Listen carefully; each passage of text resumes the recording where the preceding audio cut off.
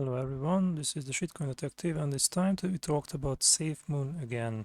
And the reason for that is that version 2 of the Safemoon contract is now out, and you can migrate your tokens. This is the migration page. It's on Safemoon swap. As you can see, you can swap 1000 Safemoons to one SFM, which is, yeah, it's a technicality. They wanted to get rid of 3 zeros. I think it's a good way of making the tokens more relevant, because if you check the pricing of Safemoon, what we see here is a lot of zeros, and now they are getting rid of the zeros. The new token is 0.00. It's basically 0.1 cent. So it's a nice way of, you don't have to worry about that many zeros and everything. However, the big question is this token still safe or not? Because I have a few troubling discoveries when I was looking at this migration, how it's handled, and what we can see here on the blockchain. Now, I haven't looked at what the team was saying, because I always say check what they are doing and not what they are saying. So I checked out the Reddit, of course, but I'm presenting you with facts and not rumors, or not, he said, she said. I'm not going to do that. So if we take a look at this PooCoin page for the new Safemoon token, what we can notice is that the liquidity is unlocked now. So there's $5 million in the liquidity pool. The token market cap is $900 million. However, the liquidity is unlocked. So this new token technically can be rug pulled at any time. I really hope that's not going to happen. All right. The other thing which you should notice is the old Safemoon token. Here, the liquidity was locked. Both the version 1 and version 2 of PancakeSwap, it has a locked liquidity. And I tracked down the token locker, which is not this page, but this page, and looked at the on deposit. It's locked in a Unicrypt smart contract. So, which means that the Safemoon team has no access to this liquidity pool tokens until the unlock date passes, which is very conveniently hidden within like 36 different transactions into Unix timestamp.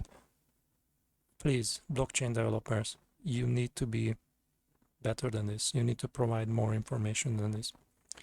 But the unlock date is here, which I translated back into time that we understand.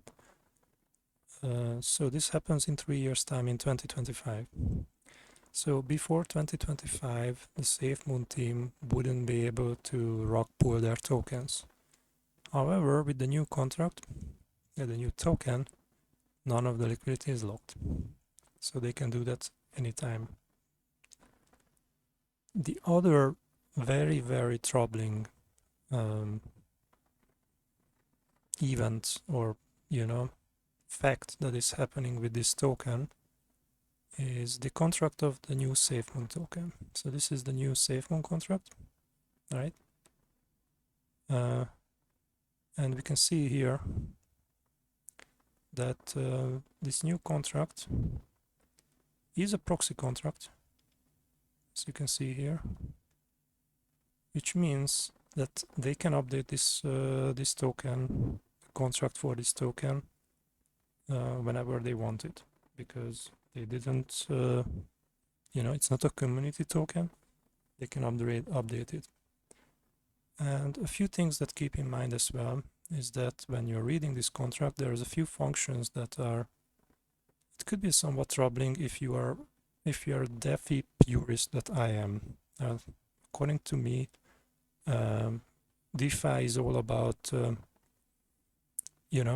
everyone is equal and the level playing field, right?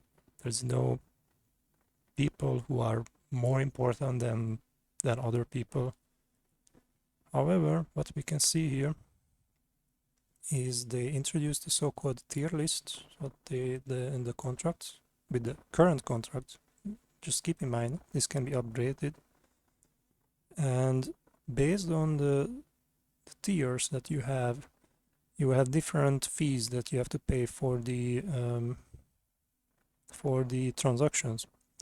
So there is like 4 tier lists that they introduce with the new contract. It's in the code that I'm not going to go into details now. It's not that important. What I'm saying is that there will be people who will have different fees when transferring Facebook, which is fine. If this, for example, you cannot list a token on a centralized exchange unless for deposits, for example, you can get rid of this fee because the centralized exchange is not going to take 10% fees for transferring tokens. They're just gonna, they're not going to list your token basically when that happens. But it also allows them to take big accounts and exclude them from the fees, or the developers, for example, can transfer Safemoon from one to the other and exclude themselves from the fees. So just keep this in mind. And the other problematic part is that it is a proxy contract, so they can update it anytime without your approval. The other troubling part is that they can blacklist people now. So if they don't like you for any reason, they can blacklist your account and then you cannot transfer your tokens anymore. And for example, you can be a holder with millions of dollars and they just can decide to blacklist you for whatever reason. You wrote them something on Telegram that they didn't like and they knew your wallet address and they blacklist you, and your tokens now are worthless. So keep this in mind when buying this token. However, with all this considered, there's a huge problem with this migration to the new token, and that is right in front of our eyes here. This is where the new tokens are, the old tokens are located. The old tokens during the migration are not burned. They are in the new contract, which is a proxy contract. So if I take a look here, this is the new contract for Safemoon, and $350 million worth of Safemoon is now in this contract that can be upgraded.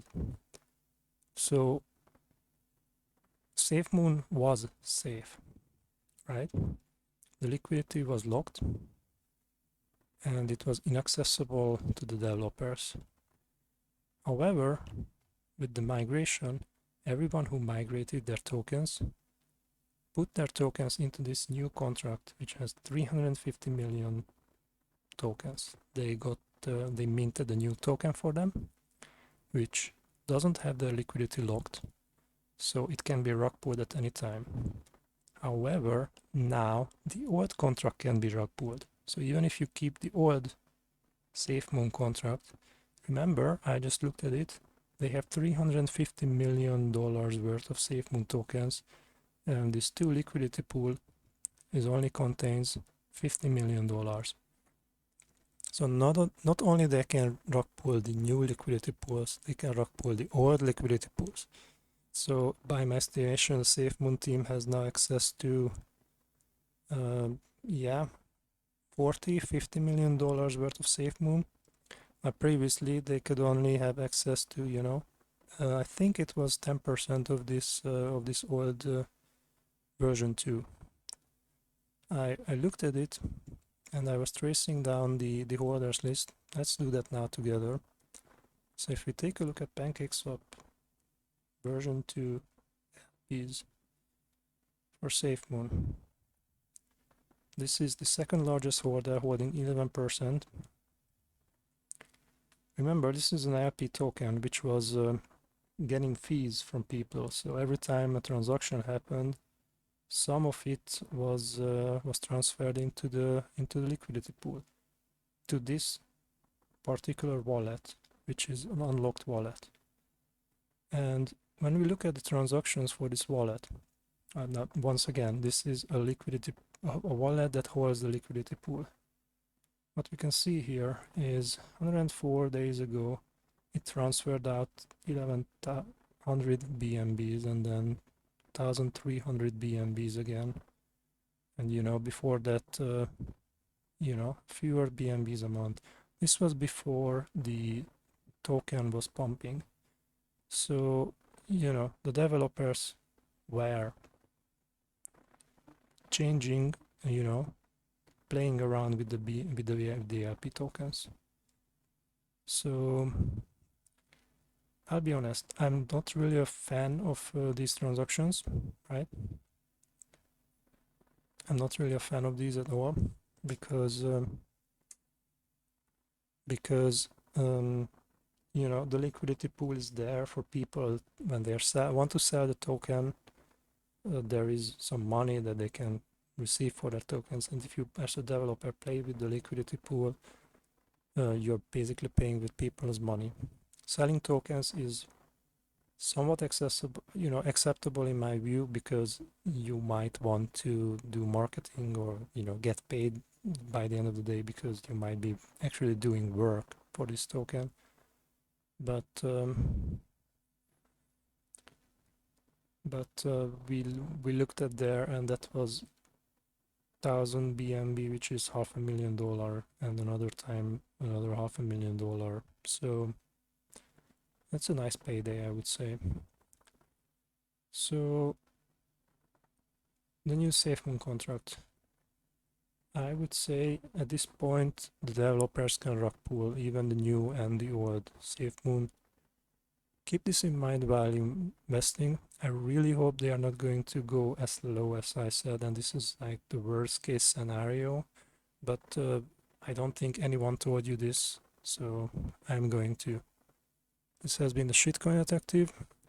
I wish you safe trading. If you like the video, give it a like and subscribe to the channel.